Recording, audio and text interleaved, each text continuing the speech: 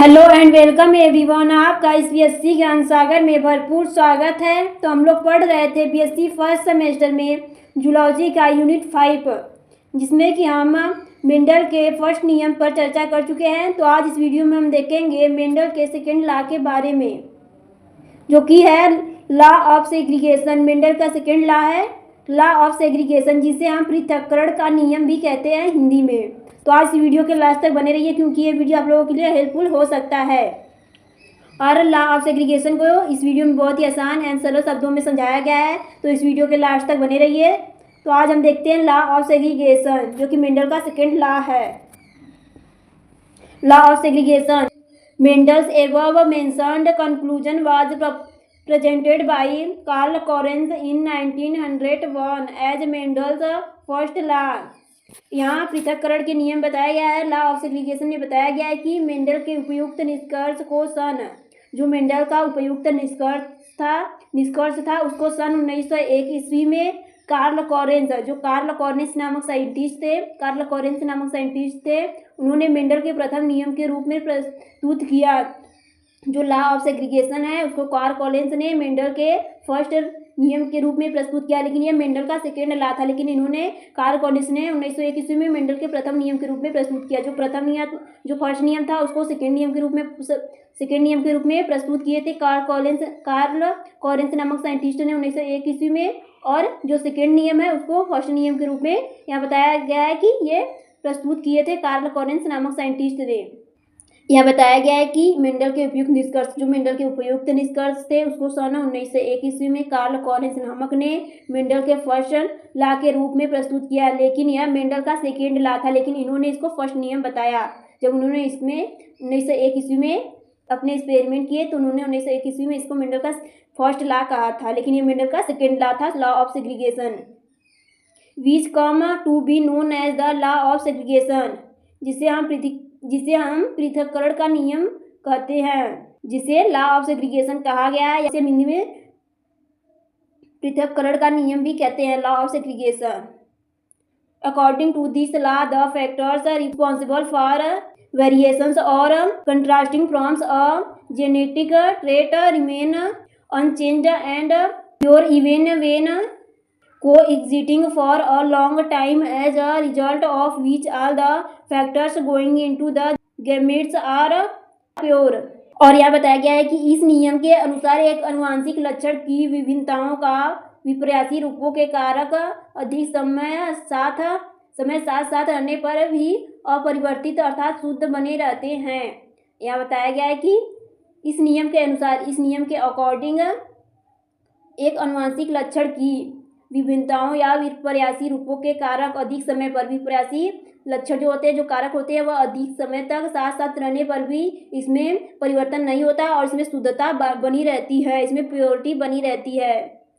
यह बताया गया है कि जो इस नियम के अनुसार अनुवांशिक लक्षण में जो विभिन्नताएं होती हैं या फिर विपर्यासी लक्षण होते हैं, इसमें एक समय तक हमेशा एक साथ रहने पर लंबे टाइम तक रहने पर भी इसमें कोई भी परिवर्तन नहीं होता है और इसमें विपर्यासी लक्षण नहीं आते, ये प्योर रहते हैं।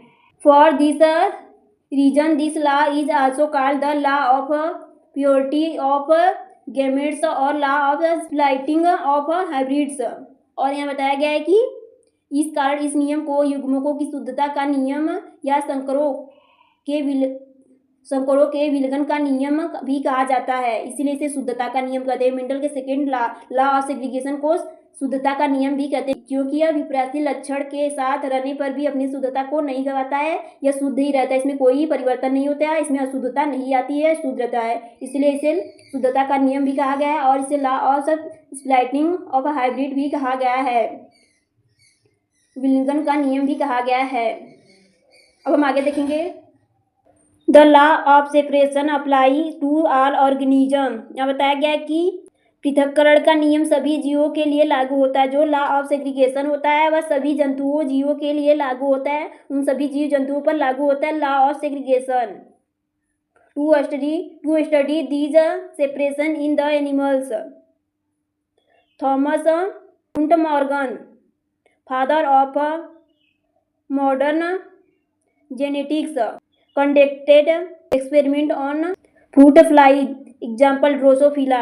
यहाँ बताया गया है कि पृथक्करण का नियम सभी जीव जंतुओं पर लागू होता है। जंतुओं में इस विलयन के अध्ययन के लिए थॉमस हंट मॉर्गन ने आधुनिक आनुवंशिकी के पिता जो कि आधुनिक आनुवंशिकी के पिता माने जाते हैं, Thomas Hunt Morgan, father of modern genetic, जो कि आधुनिक आनुवंशिकी के पिता माने जाते हैं, जिन्होंने फल मक्खियों जैसे ड्रोसोफिला पर प्रयोग किए। ये जो थॉमस हंट मॉर्गन नामक साइंटिस्ट थे, इन्होंने अपने एक्सपेरिमेंट में ड्रोसोफिला जो कि फ्रूट फ्लाई जो कि फल मक्खी थी, उन पर अपना एक्सपेरिमेंट प्रयोग किया। इसीलिए इन्हें फादर ऑफ मॉडर्न जेनेटिक कहा जाता है, आधुनिक आनुवंशिकी का पिता कहा जाता है। किसको? थॉमस हंट मॉर्गन को। यहाँ कहने का अर्थ है कि लॉ ऑफ सेग्रीगेशन सभी जंतुओं में लागू होता है। जंतुओं की इस विलयन के अध्ययन के लिए थॉमस हंट मॉर्गन को फादर ऑफ मॉडर्न जेनेटिक कहा जाता है, जिन्होंने अपना प्रयोग ड्रोसोफिला मक्खी जो कि फ्रूट फ्लाई मक्खी होती है उस पर अपना प्रयोग किया, एक्सपेरिमेंट किया। अब हम एग्जाम्पल के माध्यम से समझेंगे लॉ ऑफ सेग्रीगेशन को। देख सकते हैं यहाँ येलो एंड ग्रीन कलर का एग्जाम्पल लिया गया है, जो कि आपको चेकर बोर्ड द्वारा समझाया जाएगा कि कैसे। यह ऐसा एग्जाम्पल तो आप फर्स्ट लॉ में भी देखे होंगे, जो कि फिनोटाइप एंड जीनोटाइप के बारे में बताया जाता है। और यह बताया गया था कि जो शुद्ध युग्मक होते हैं वह लंबे समय तक अशुद्ध या फिर विपरासी लक्षणों के साथ रहने के फलस्वरूप भी वो अपना शुद्धता नहीं खोते, वह हमेशा शुद्ध रहते, भले उसके अशुद्ध युग्मकों के साथ कितना लंबे टाइम तक रहे, लेकिन वो अपनी शुद्धता नहीं खोते हैं। यहाँ देख सकते हैं हमने एक कैपिटल एंड स्मॉल वाई लिया, देख सकते हैं स्मॉल में ग्रीन एंड कैपिटल में येलो एग्जाम्पल लिया गया है। इन दोनों को हम चाहे तो क्रॉस करा के रख सकते हैं, फिर ऐसे वाई, एक वाई और एक स्मॉल वाई लेकर हम क्रॉस करवा देंगे, वाई और स्मॉल वाई आ जाएगा। तो दोनों हम एग्जाम्पल यहाँ पर पुट कर देंगे, रख देंगे। इन दोनों का क्रॉस कराएंगे तो वाई और स्मॉल वाई, फिर इन दोनों का क्रॉस कराएंगे तो वाई स्मॉल वाई आएगा। उसके बाद हम दोनों के यहाँ रख देंगे। देख सकते हैं ये कि यहाँ रखे, और यहाँ चेकर बोर्ड आप लोग को पता होगा कि चेकर बोर्ड में कैसे हम अपना एक्सपेरिमेंट किया जाता है, कैसे हम निकाल सकते हैं फिनोटाइप और जीनोटाइप। देख सकते हैं इन दोनों को आपस में इस डब्बे में रखेंगे, इस खाने में रखेंगे। पहले वाई कैपिटल वाई आ जाएगा तो येलो प्रभावी लक्षण, फिर इसमें एक स्मॉल वाई एंड कैपिटल, एक ग्रीन एंड एक येलो, इसमें दोनों येलो था। ये प्रभावी लक्षण है, क्योंकि ग्रीन रंग जो है अप्रभावी लक्षण है, वो अपने आप को रिप्रेजेंट नहीं कर पा रहा है। और इसमें देखेंगे क्रॉस कराएंगे, इसमें तो एक कैपिटल एंड एक स्मॉल वाई, ये भी येलो होगा क्योंकि येलो कलर प्रभावी है, और जो ग्रीन कलर है वह अप्रभावी लक्षण। और इसमें लास्ट में देख सकते हैं स्मॉल वाई आ रहा है, इसमें देख सकते हैं स्मॉल वाई आ रहा है, जिससे कि ग्रीन रंग रिप्रेजेंट हो रहा है, यह अप्रभावी, ये प्रभावित हो रहा है, इसमें येलो रंग प्रभावी नहीं हो रहा है। लास्ट में एक है जो कि ग्रीन है और 3 येलो कलर आ रहा है, जिससे देख सकते हैं 3 yellow colour, 3 yellow colour and एक ग्रीन कलर है। देख सकते हैं फिनोटाइप 3 संबंध है, एक इसका फिनोटाइप लक्षण है, और जीनोटाइप जो है एक येलो पहले कैपिटल है, उसके बाद स्मॉल वाला एक कैपिटल एक स्मॉल वाला है जो कि येलो है, तो 1 संबंधे 2 संबंधे 1 है जो कि जीनोटाइप है, ये जीनोटाइप लक्षण है, और ये फिनोटाइप लक्षण है। आई होप ये डायग्राम आप लोगों को बहुत ही अच्छे समझ में आया होगा। अगर आप लोगों के सेमेस्टर एग्जाम में लॉ ऑफ सेग्रीगेशन है, मेंडल्स का लॉ है, तो ये डायग्राम आप लोग जरूर बनाइए। अगर आप लोग कोई कंफ्यूजन है तो हमारे कमेंट बॉक्स में कमेंट जरूर करें, स्क्रीनशॉट ले लीजिए इस वीडियो का आप लोग लॉ ऑफ सेग्रीगेशन का। अगर आप लोग को कहीं कंफ्यूजन है इस वीडियो में तो हमारे कमेंट बॉक्स में कमेंट कर सकते हैं, और आप लोग को पता चल गया कि जीनोटाइप फिनोटाइप कैसे निकलता है। अगर कंफ्यूजन है तो कमेंट बॉक्स में कमेंट कर सकते हैं आप लोग। तो अगले वीडियो में हम देखेंगे लॉ ऑफ इंडिपेंडेंट असोर्टमेंट, जो कि मेंडल का 3rd लॉ है। डायग्राम का भी आप लोग स्क्रीनशॉट ले लीजिए क्योंकि ये मोस्ट इंपॉर्टेंट डायग्राम है, जिससे कि अगर आप लोगों को क्रॉस कराने आता है तो क्रॉस करा लीजिए, नहीं तो चेकर बोर्ड में रखकर अपना जीनोटाइप फिनोटाइप निकाल लीजिए कि कैसे अगली पीढ़ी में कैसे प्रभावी लक्षण रिप्रेजेंट होंगे, कौन प्रभावी होगा और कौन अप्रभावी लक्षण होगा। तो आज वीडियो में इतना ही। आई होप ये वीडियो आप लोग को बहुत ही अच्छे समझ में आया होगा, आप लोगों के लिए हेल्पफुल रहा होगा।